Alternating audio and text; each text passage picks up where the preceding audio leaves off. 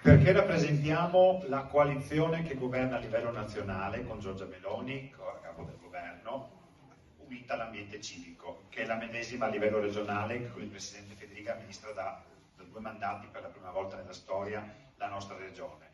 Perché la nostra squadra è una squadra ricchissima, il nostro programma è un programma di continuità ma che ci dà grandi prospettive per il futuro, perché questa sinergia ci permetterà l'infrastrutturazione ulteriore del territorio attraverso il Ponte Veduna, attraverso le Gronde, attraverso il Consorzio Industriale sul Noncello, attraverso l'Università in Centro.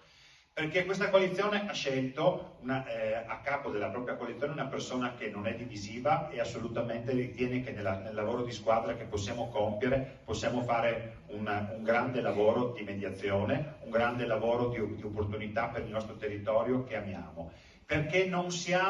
rappresentiamo l'estrema sinistra, ma l'area moderata, liberale e